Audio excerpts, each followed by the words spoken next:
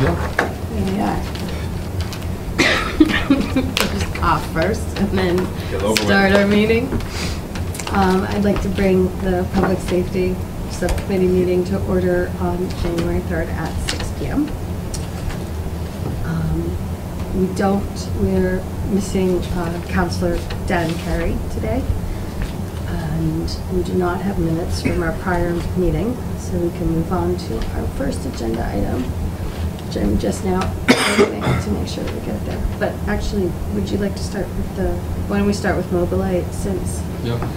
You don't have to. No, I think we should. Do you mind taking minutes for this? Do you want me to jot down some notes? I mean, I can just watch the video after and take notes from that, because I don't have I was just going to record it, so I might as well just do that. That's fine with me. Okay. Or I'll just tell Dan. Could you just state your name and title and what organization that you're with, please? Of course. Good evening. Thank you for your time this evening. For the record, my name is James George. I'm the permitting manager for New England for Mobility, LLC, and I appreciate your time. I'm going to try to run through this. We have submitted a poll application. There has been some feedback.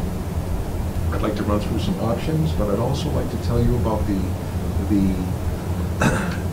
business model and the requirements, both state and federal, and see if I can take this to the next step.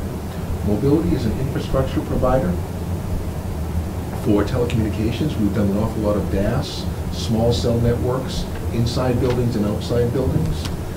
The notion that is happening and the timing that is happening in is we are advancing into 5G. We've gone through 2G, 4G, 5G. I've been doing this for close to 2 decades, so I was around in '96 when we started with the telecommunications. This won't take very long, but I gotta get you on the same page. It's all right. As we advance to, okay, so we've got the towers and we've got the rooftops that I helped build. Over 2G, 3G, 4G over the past decade, from 98 to 2000 all the way forward, there's been an advancement, and that advancement has pretty much gone on the existing infrastructure as well as building more towers and putting more things on rooftops. The antennas have gotten bigger and wider and more powerful.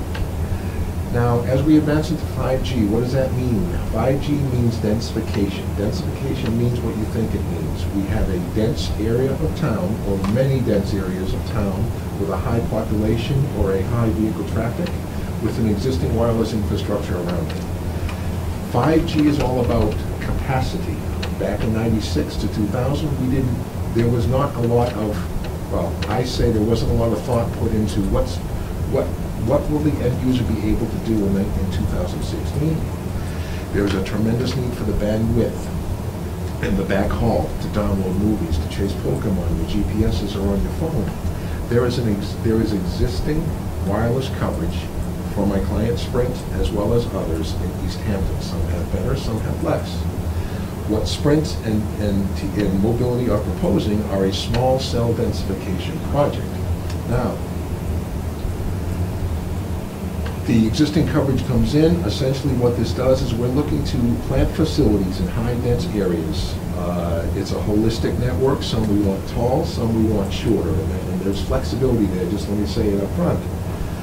We want to beam the bandwidth into a geographic region. We're talking meters, not miles. It's not going to be a 2 or 3 mile situation. If it's down 40, 50, 60, 70 feet to the ground, that's what it's going to be. Small cell antennas are 3 feet, not 8 feet. The notion here is we're doing a lot around college campuses as well as, high schools in that area. East Hampton has existing coverage. You've got it on up there. And I understand Verizon has just built a tower over on Brook, or about to build a tower. There's a long drawn-out process for this community, as well as them. This notion, I'd like to bring down a notch. That is about 2 miles away. It's going to propagate to where it's going to propagate from. My proposal is to try to densify the area of downtown, right where we sit. Now, we have filed a poll application for Liberty Street. The initial poll application was for a 120-foot pole in your right-of-way space. For the record, I found that to be a little arrogant. It was arrogant and it probably was perceived that way on the height and the scope of it. Now, what my job is to try to come into the community and say, this is what we are proposing to do. We need to densify this area. What in the region on an attachment or an existing structure utility structure or the right-of-way space do you own? I want to talk about the right-of-way space for just a minute. The right-of-way space is a business model that mobility has developed that others have not. This notion is very clever and innovative, but it's somewhat controversial in its nature. A public roadway has two sides. One side has the existing utility infrastructure that carries the wires, that transports the wires, and the other side is the same right-of-way space which typically doesn't have the wires, or it pulls over to a pole. Mobility in Massachusetts has become a designated CLEC, a competitive local exchange carrier. Now, what does that mean? That is the state designation for an entity that is in the business of transmitting intelligence, that has the same right as Verizon or National Grid to be in the right-of-way space of the roadway. So we are seeking that same consideration because of our designation as a competitive local exchange carrier to plant a pole in your right-of-way space. Now, the 120-foot poles, we are going to build a few of those in the areas that they're going to build them. If I have made a determination that it's not zonable in this particular environment, it's not constructible, it's not the right scenario, then it's up to me to get some alternatives in front of the body. The debate that's happening amongst jurisdictions is, this is a novel concept of the right-of-way. Do I have the right to be in the right-of-way space? The jurisdiction controls the right-of-way space. You own the dirt, just as if you would own this building or this parcel. It's the same ownership designation. We seek to have a right-of-way agreement in order to, we're contractually bound, which is similar to any utility or Comcast or any utility that wants to do anything with your right-of-way space, contractually bound with the host jurisdiction to be able to plant a utility pole of some scope, some visual impact, and some height that's agreeable to parties in that space. We are not looking to transport wires back and forth for electricity.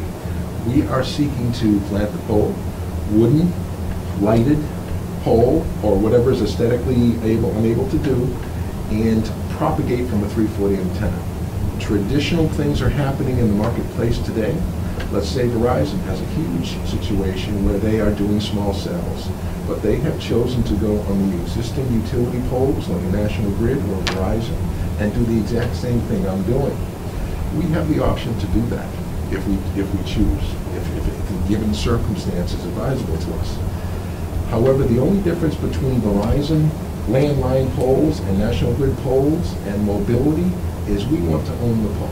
We want to own the pole in the space that we are contractually bound to be in, and we'll compensate the host jurisdiction for that privilege per pole around. So that's really the presentation on the background of this, is we are seeking to, on behalf of Sprint and other wireless clients, such as Internet of Things, and on behalf of public safety, and we'll get into that notion of how public safety and this backhaul play and the Internet of Things smart city concept is able to add value to the community. That's the presentation. When did you incorporate to be able to deal with the transmission of intelligence? Okay, that's a good question. I believe the company itself has been in business for 11 years, doing a lot of DAS in a small cell. We came into Massachusetts, I believe, in 2015. I have been on board since August of 2016, so 4 months. And we filed as a CLEC. I actually have it here, so I can. You do? Okay. And it's CLAC, right? CLEC. I'll leave it with you, okay? It's public record. That designation is a competitive local exchange carrier. Well, what's important for me is that designation is actually mentioned in Mass General Law, which is what we're looking at as far as whether or not the legality of even being able to do this, because we do have some questions from our city solicitor about whether or not this is even legal to do in a right-of-way, and that was one of the questions. So we are engaged in this discussion amongst a lot of jurisdictions, so I'm able to provide you, if you allow, anything that you or your city solicitor need. The CLEC designation comes from the Department of Telecommunications and Cable, and I'm going to give you this today. April 8th, 2016, when we filed. As you will read through it, from the designation of a CLEC, it is in here as being a a CLEC. So that is So you applied for the designation and the company received it in April? April 2016. Okay. That was one of the big questions. What is the relationship in regards to what you do with the FCC? Because they kind of control the information and they need to know what's happening out of these polls. Yes. So what is my relationship? What is the company's relationship in regards to the FCC? Are they under that? Do you have to be compliant with FCC rules or not, or are you kind of going outside of that because you're the intern? You're not the information person. Sprint is. You guys are kind of just doing the hardware, so to speak. I understand your question. Okay, doke. Now,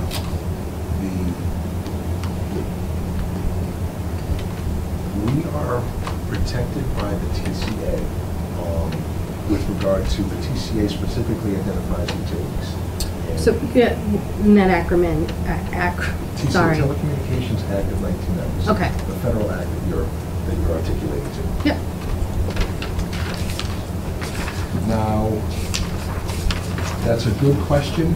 There are legal arguments that Are in process right now. are in process right now in the sense of we are protected by the shot clock and the TCA because we are applying, we have a wireless component that is protected by those items, the TCA, the Telecommunications Act items. Yes, is my answer to that question. And there's just, your question is more federal. A lot of the questions are coming from the state level. Is your next question the state level? In the sense of the state regulates my CLEC status. A lot of the jurisdictional questions are that we don't have the right to be in this space. Not so much arguing the Telecommunications Act, but arguing the state Mass General Law that I am applying under, 166, Section 20 and 22. Right. We do that because of this, okay? There's a strategy to that, and this is important. There's a strategy to that because we became a CLEC it was a strategic move in every state. That puts us in a category of the same, arguably the same classification as a National Grid or Verizon to be able to implement. We are actually protected by both federal and state. But the arguments that are coming to me from the jurisdictions are saying that, well, you don't have the right to enter my jurisdiction as an applicant under Section 166, Section 21 and 22, because you are not transporting wires along your poles. This particular law, this MGL, they're denying you because, well, you don't have the right to be here. There is a specific case law argument that goes to that of why I have the right to be within the bounds of your right-of-way space in order to transmit intelligence, not so much electricity with wires, but transmit intelligence. And it's a very interesting argument that I'd like to make to your counsel as well as you. That's what's challenging me along the way. There is a mass municipal lawyers group that probably your solicitor is involved with, and is arguing about this particular law itself, the Mass General Law, as well as the federal law. All that, and this is likened to 1996 when no one had a wireless ordinance, no one knew what wireless was, they were working out of a bag phone, and I'm trying not to be very too verbose. Mm-hmm. It is a maneuvering effort by both jurisdiction and applicant to try to come up with a proper pathway, because this is the way 5G is going to come forward, is on utility poles and doing it this way. We've worked very hard to seek the protection and the rights afforded to us through the Federal Act and the State Act.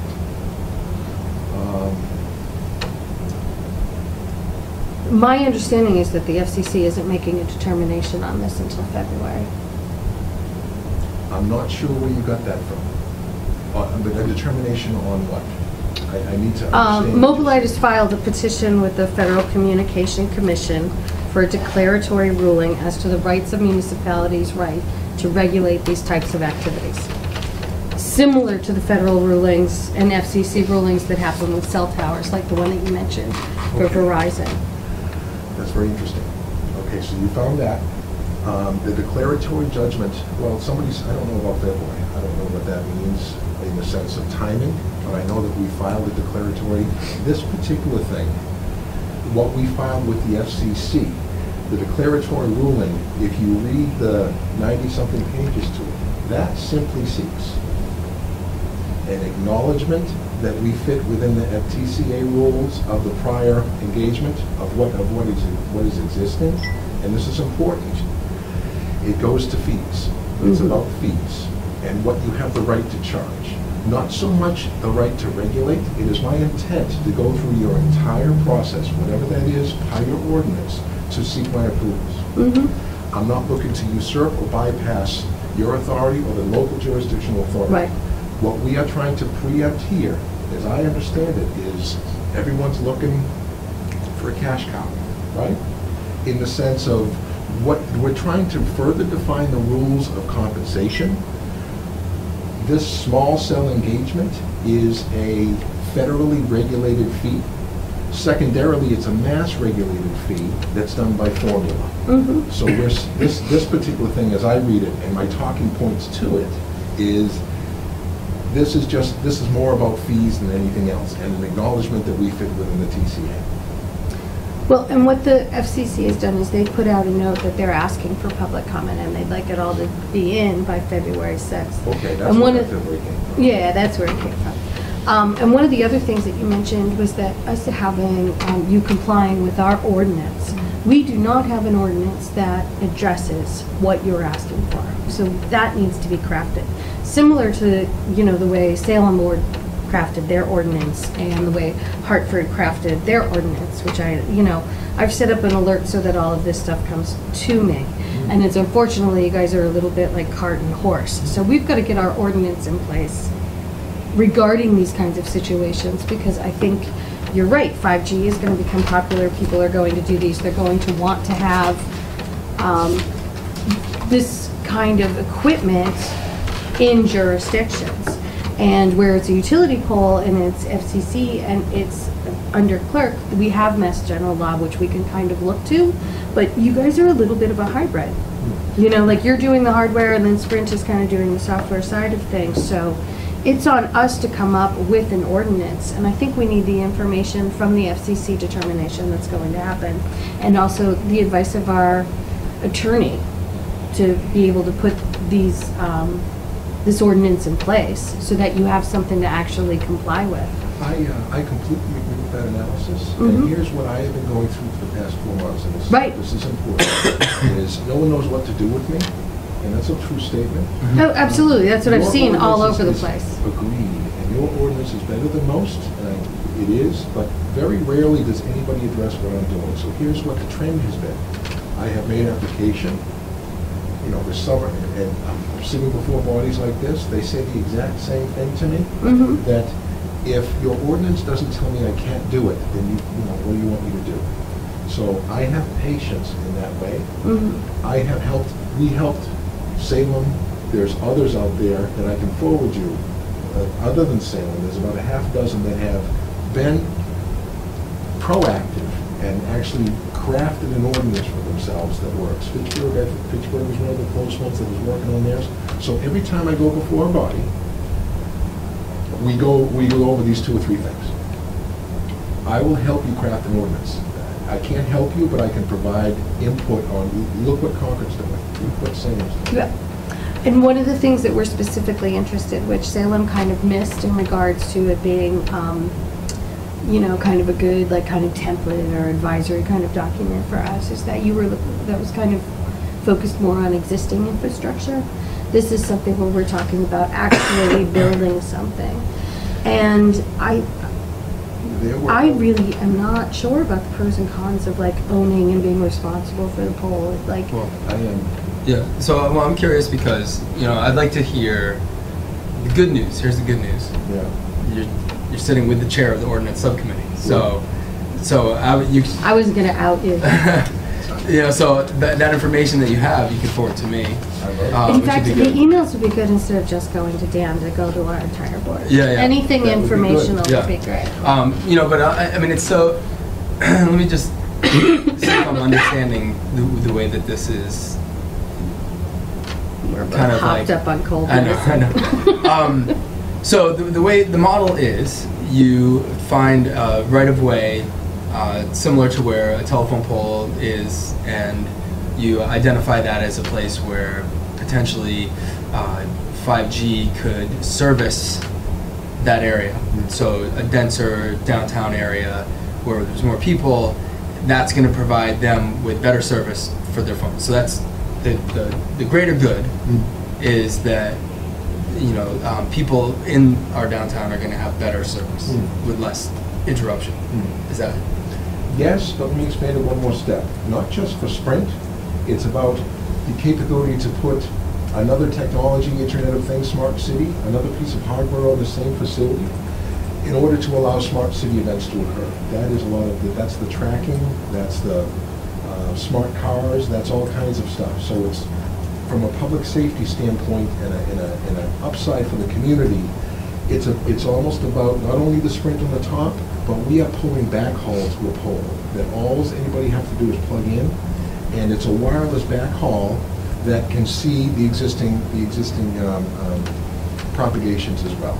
Okay, so that's interesting. That was one of my questions. You know, beyond just the 5G, you know, one of the things that we do as kind of a matter of course is when we do a new pole location with Verizon, say, can we have a clause in there that, you know, requires them to have an arm for municipal, you know, so, you know, how does, you know, I think that one of the things that we're going to be looking for is how does this benefit East Hampton?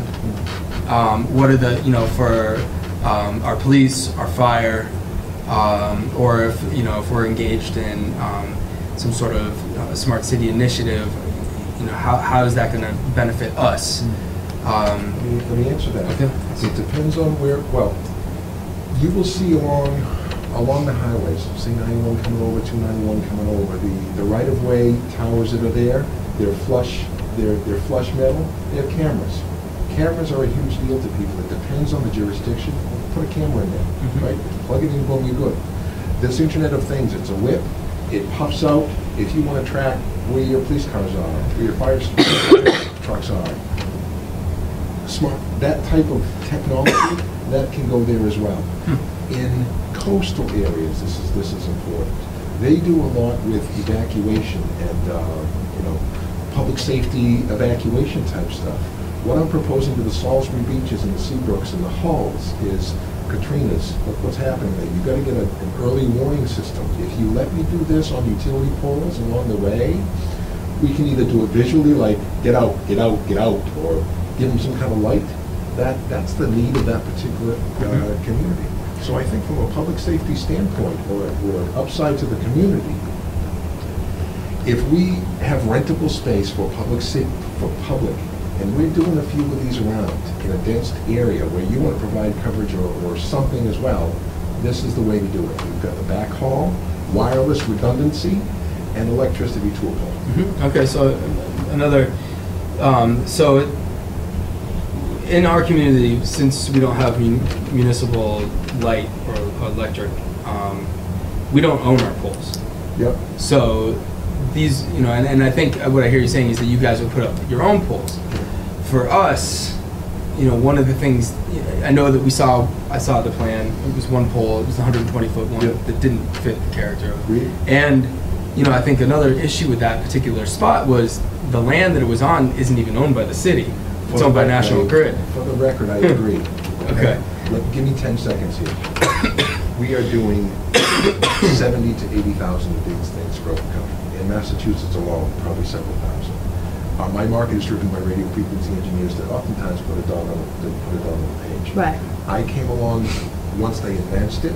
My job is to take a look at it and go, "What you guys go on? Let me try to fix this." Right. So that's where I'm sitting here today. Okay, and I think for us, you know, as we look at moving forward with an ordinance, and you know, looking at this as something that could potentially benefit our community, it would make sense for me and I imagine the other counselors as well, is to be able to see actually, where these potential locations would be.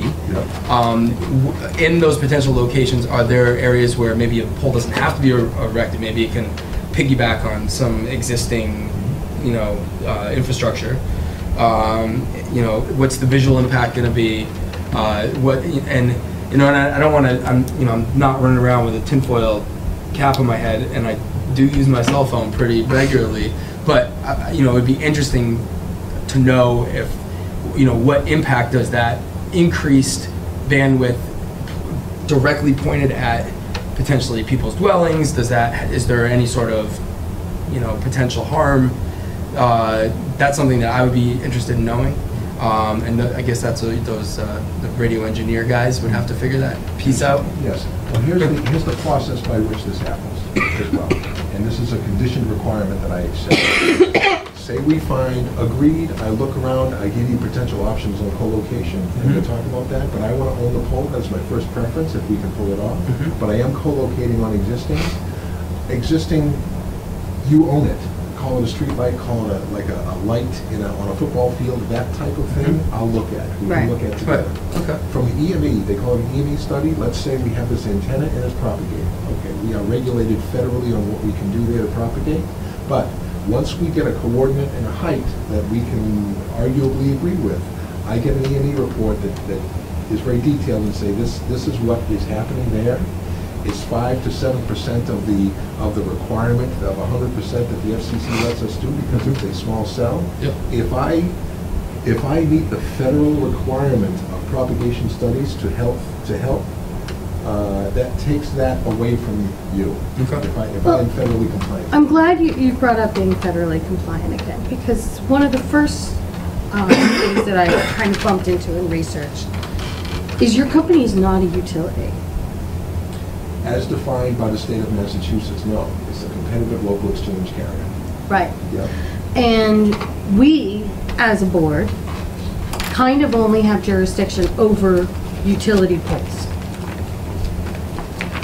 Well, So. I don't think you've okay, finish your thought.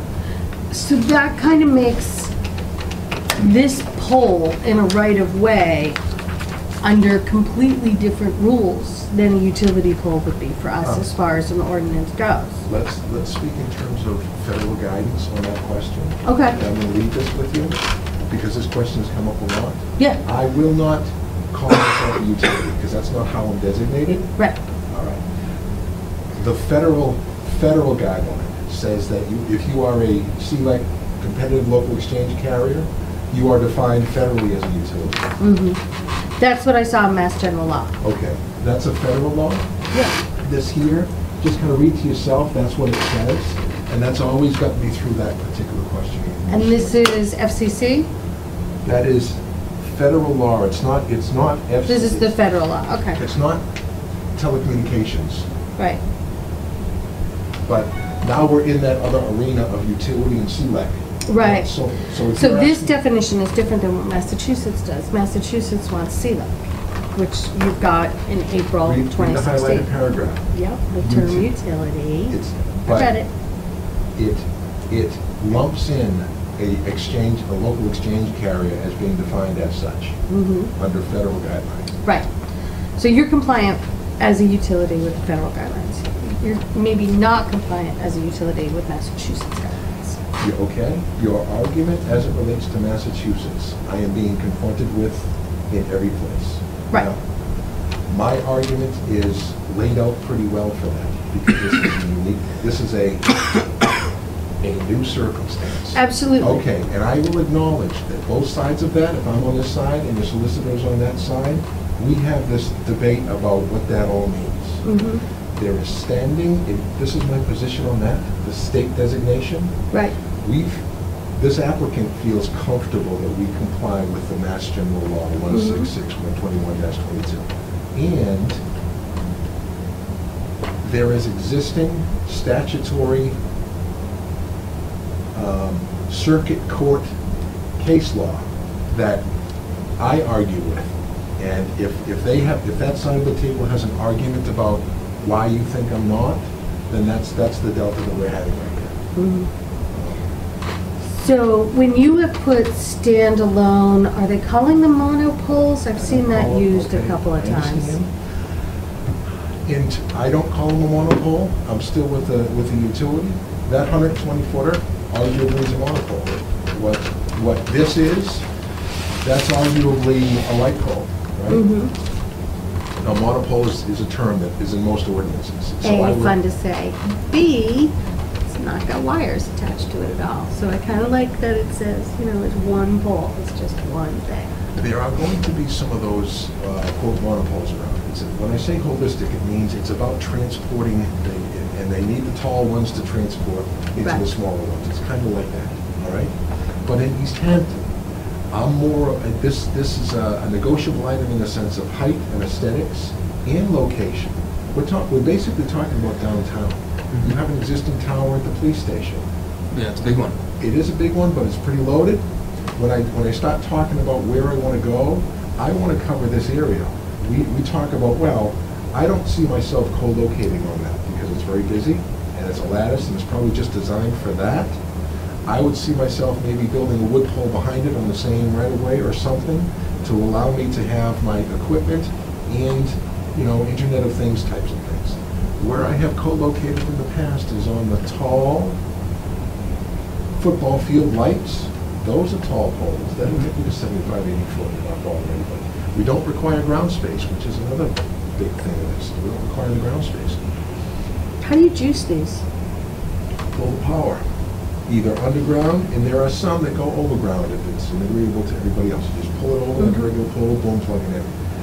I would underground trench to get to the place. I mean, no I matter like where we underground, put it, but that's just there's me. going to be power on the street. It's just like planting it. And the fiber, the backhaul piece, is either done wirelessly. It's through a special antenna on the pole itself that looks to that, and it gets its wireless fiber, or it's pulled like you pull a Comcast and you plug it in. How about buildings? Have you done any on top of buildings? Buildings, we don't prefer, that's not part of the model. We're doing the right-of-way deal. Right. Because it costs to. Because of cost, and that's an honest answer, and it's a truthful answer. If I do a utility, call it a utility pole, and I put small cells on top of it, I am federally regulated on what I can charge my client, and also what I can pay down to my host landlord. Federally and state regulated, both mass and federally, on how much money is transacted in this thing. So when I say no cash cow, there's a formula that was developed by the FCC. Interesting, 5 seconds here. The reason why they did that, the notion of small cell has been around since, say, 2000, 2001. All these carriers, I was part of it, we came down to the N-Grids and the Verizons to go in their poles. They thought this was going to be the Wild West on pricing. They tried that, give me $5,000, I'll let you do it kind of crap. As an industry, when we went to the FCC and lobbied and said, well, you can't, you got to regulate that. They came out and said, we're going to regulate it this way, Formula 1, Formula 2. The state followed that up and says, in the state of Massachusetts, we concur with that regulation, we're going to do it this way. Formula 1, Formula 2, and it all ends up in about the same place, three-story. So that's also an argument that's the exact reason why we're doing this declaratory. People are coming at us going, well, you're going to give me $10,000 for an expert and $20,000 for this, and you've got to give us a fee for that. They're making it up as they go along. We anticipated that.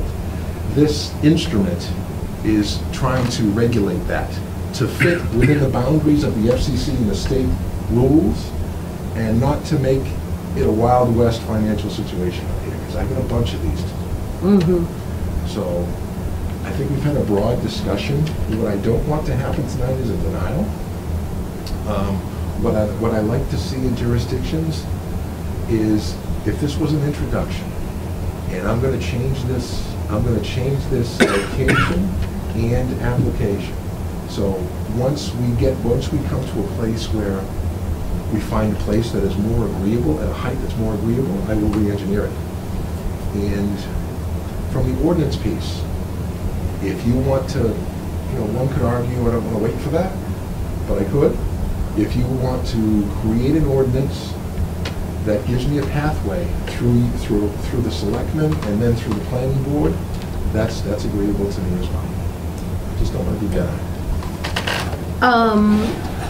In your other arrangements with communities where you have a freestanding pole on a right-of-way, what has been the agreement with the city?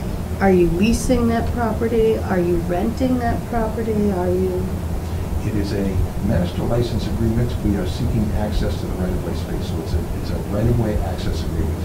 And I have one crafted for East Hampton that I want to send you.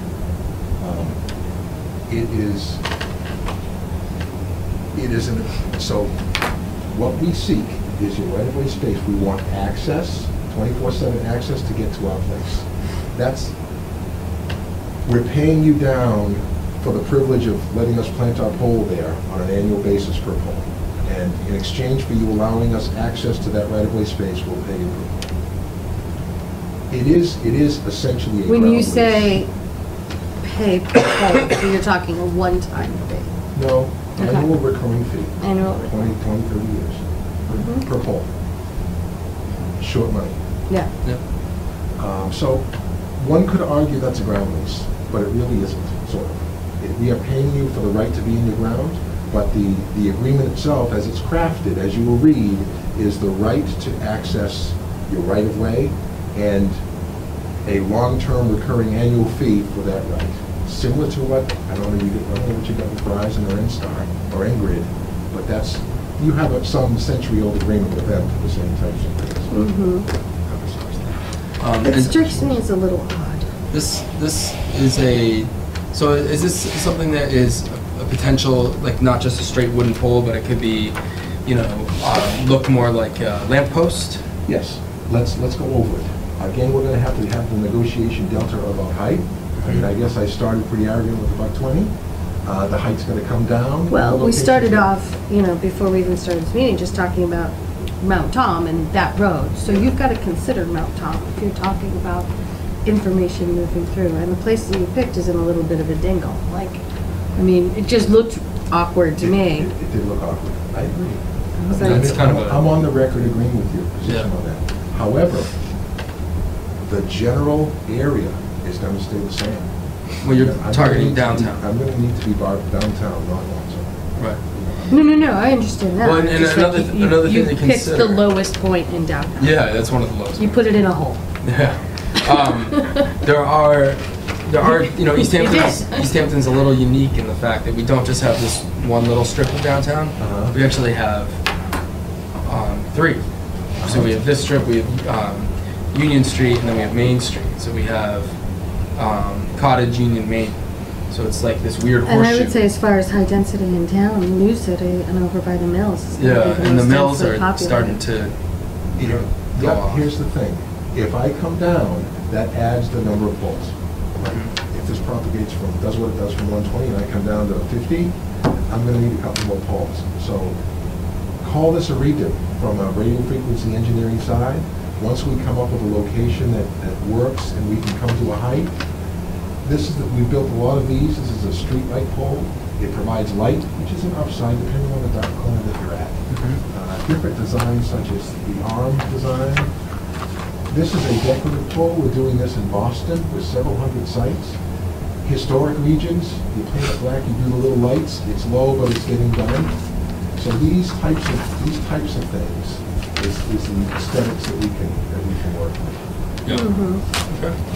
Well, at some point you should come back when it's daylight, because it would be good to see, but that's a future discussion. Once you go back to the drawing board and say these are the areas that we think would make sense, Yes. and then for example the double light on Pleasant Street, we actually have light poles. The city owns them Uh-huh. because we We got went those. solar. Well, let's talk about that. How many percentage-wise? How many are there? How many do you own? I think solar it's lamps just. do I think we it's own? well, no, but I think it's just Pleasant Street. Yeah. That we own the pole and the lights. Right. Most of the other ones we own the lights, but we don't own the pole. I can't do anything with those. Right. We own But everything I on the bike path, Yeah. Yep. The bike everything on the path just parking got- lot. I know the bike path. You've got lights on there. Those are owned and operated by the jurisdiction? Yeah. All right. What we've done in the past, and this is an important conversation, I know, let's wrap it up, is oftentimes when we want to go on an existing city-owned street light, 100%, not just the light, but it has to be 100% owned. When we do that, it's on you. If a drunk hits it and snaps it in half, you have to fix it contractually, right? You would anyway? You would anyway. But you're now putting my client at a risk. What has worked other places is, and that light that I just showed you, that light exists. We design the exact same types of structure, rip it out of the ground, plant our own. Now, we own the pole, which means that we provide you with a COI every year and insurance policy every year. If a drunk hits it, we fix it. That is attractive depending on who you're talking to. Yep. It's attractive depending on who we would prefer to own it, and we have done this. Okay, that light exists, you own it. Why don't we take it out, put another one there? Well, what I see is, you know, potentially we have lights that look like this going down, but they end. Yep. So put one at the end that looks, you know, similar. What about that we don't know? Okay, that's not bad. They end, and then I've got one more down there. Right. All right. Good. Similar look. What about football lights? Is there anything in this? Do you have a football field? Yeah. Okay, tell me about those. So brand new. They just got put in 2 months At ago. the end of the street. Yeah. So How far? half mile. Maybe? 3/4 of a mile. All right, that's far. How about in here? How about in here? No football, no lights. Yeah. I'm gonna go. But I mean, we've got mills with smokestacks. We've got Those are water probably- towers. We've got, Yeah, I don't know. I Old don't know if any of those are water towers. municipally on. I'm not interested in the smokes. Water tanks, it's not my model. I want to stay in the right-of-way bound, build something that makes sense, own it if possible, co-locate on it if that's all I can get. no. Well, What's our next step? What's your next step? You want to work on the ordinance? Do you want me to help you there? I think definitely we need to talk forwarding- we need to have all three of us here at the Yeah, meeting. but I think a good first step would be to forward us some ordinances that have been done. Yeah. I think another step is to, you know, maybe send us something saying that first poll location isn't necessarily the one that you're looking for, and coming back to us with areas that you think would work better, and so we can look, you know, have a real world look at where these could go and what potential impact they would have. So I think those two things are going to be pretty critical. I mean, and you know, I think it's on us to figure out, you know, what potential benefits can we garner from the, you know, the kind of other internet capabilities that can be placed on the pole for the municipality, for the citizens. You know, what are some of the things that can. So I think if you have any information on that stuff, that it wouldn't hurt to forward it. I feel like that's kind of on us. There is, I agree, from the legal side, there are efforts afoot. You know, I could forward you the legal perspective for you to get with your solicitor. I could also forward you what I'm calling the template draft agreement. Are you prepared for that? You want to have that at this point? Yeah, I mean, I love tons of research. I will take everything. I will say that my inclination as chair is to have an ordinance put in place, so then we have something that this company then complies with. I agree with you. That's wise. I'll tell you 5 seconds, that's wise. We met with the telecommunications group, me and all kinds of executives. My takeaway from that group from the state is they don't know exactly where to put us either. But In the sense of, but my takeaway, this is important, is they are looking for the local host jurisdictions to create something that can make their own pathway. yeah, They don't, okay, that's all I'm gonna say. So you're going in the right direction, because in order to reduce gray area and give, by law, a process for this exact type of thing. Going in the right direction. yeah. And I mean, we're also looking, I know that you're probably not doing any of the work in Connecticut, are you? Yeah. You are? Okay. So there's been a couple of, I've been following a couple of cases out that way as well. There's a lot going on in Connecticut. We handle, my region, it's countrywide, but low office, Connecticut, Rhode Island, Massachusetts, Vermont, Right. in New Hampshire. No, I did a lot of research on the Mobileye company itself. It's interesting that you guys had so many different names before you landed on being Mobileye. Why was that? People were like really cranky about that. They weren't happy. I know. That was before my time. That was before my time. So, it was before my time. They had. And it stinks because it kind of gives you guys an uphill battle because the reputation is kind of, like, what the hell is this? Yes. So I'm there's sorry. an instantaneous, like, suspicion on what you guys are doing. But, I mean, technology-wise, I think it's fairly clear what you guys are doing. That all made perfect sense to me, but the machinations of how the company was moving forward was always kind of a little weird. I think it's my job to regroup, readvance, and try to get the core business plan done. And accept and acknowledge what happened before my time and move it forward. You indicated email addresses. Do you want to I've already emailed them to you. Oh, okay. Handled. Is there any other questions that you have for this evening? I don't. I mean, so we haven't denied your application. We're going to keep you on the agenda. So what we do are 30 and 60 and 90 days extensions. I see your February 7th is the next. Do you want me here for the 7th? Do you think? If we can accomplish I mean, something? if we can get information by then that's relevant. It's a haul for you, so I want to make sure it's worth your time. I mean, if you're fine with sending us information and... How about we work over the next 3 or 4 weeks, and then if it's the best idea, then I'll come. Okay. Okay, yeah, I that think I sounds can good. pull something off, at the very least, a site visit on trying to identify what I found. Okay. Something like that. This isn't a haul. I'm in Hadley, I'm in Swindon, so it is a haul for me, yes, but this is my territory, so I... Okay, I gotcha. You're doing some work in Northampton too, right? I am Northampton as well as Hadley. How's that going? Northampton is in the sort of, call it the legal mix. They have my agreement. The mayor and the city solicitor are looking at it. Mhm. I'm trying to cover Smith College with the nice little black ones. I think ultimately you'll get that. Great. That has a very distinct, here's Smith College. Give me 2 little minis right here, let me light them up. Right. It's easier than this one. I'll get it done. You should put the right-of-ways on Wilson's property. Where do you cover Wilson? Private school Private school. in town. They wouldn't mind to pull I'm in in there. Northampton, I'm in Hampton. 120 foot. The 120 footers, are you familiar with the Wild West Initiative, right that way? Yeah, in Holyoke. Yeah. Well, it's sort of more in the Berkshires. The 120 initiative is what's going to work out there. It's transporting basically from the network blasted out there because they have nothing, they're dial-up. Can you believe that Yeah. stuff? There are communities with no internet Really whatsoever. feel bad for There's a them. couple of them. If you ever driven to like, I don't know, No, the only cable you can get out there is satellite and whatnot. And that's not even like too out in the boonies. It's like Lee and Great Barrington and stuff like that, kind of the southern part it's of the Williams state. wicked, but they still deserve telecom. Yeah, definitely. They still deserve what we have. Yeah. Cool. Thank you very much. It was nice meeting you. You're You as well. welcome, Mr. George. Good. Thank you. Appreciate that. So do we have Pleasant Street parking? I thought we'd have a full room. I'm genuinely surprised nobody's here. Good pick up on the FCC. Where'd you pick that up?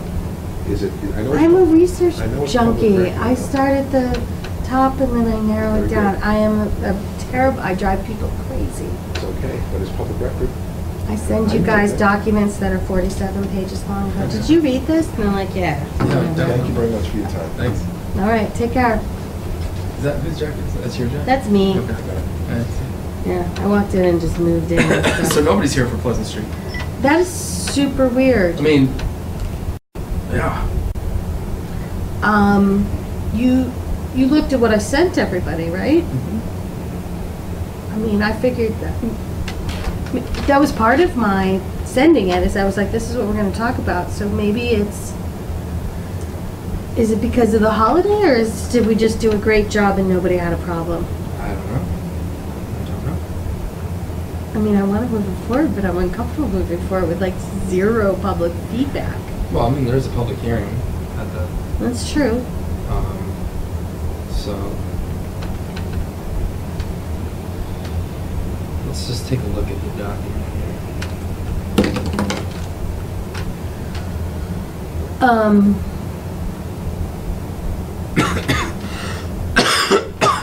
So. I got to meet Dan Murphy via email. Apparently we have a new city engineer.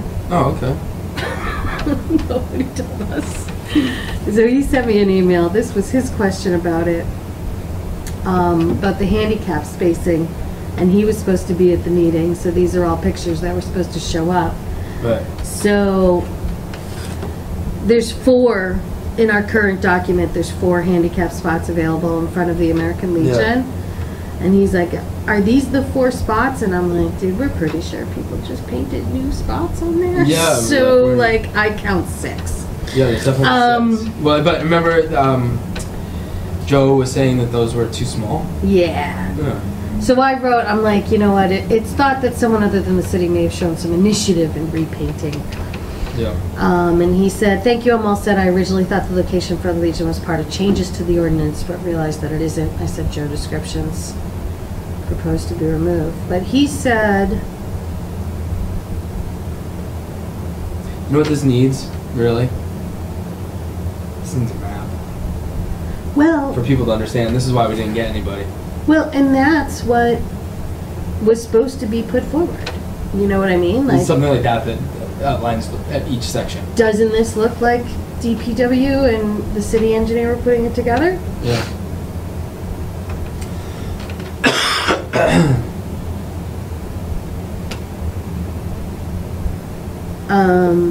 And then the other part of it,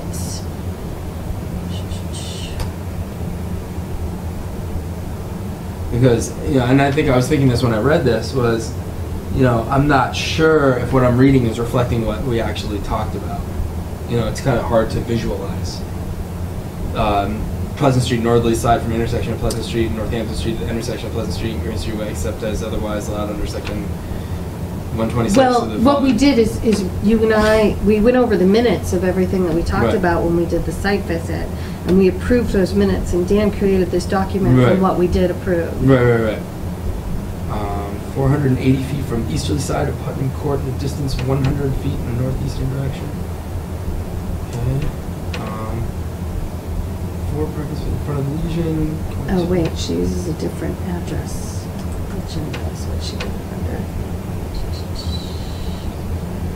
under. So the way Dan broke it down for me is that this is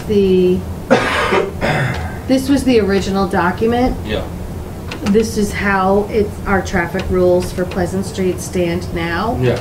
And basically we're taking that out. Yeah. Yep.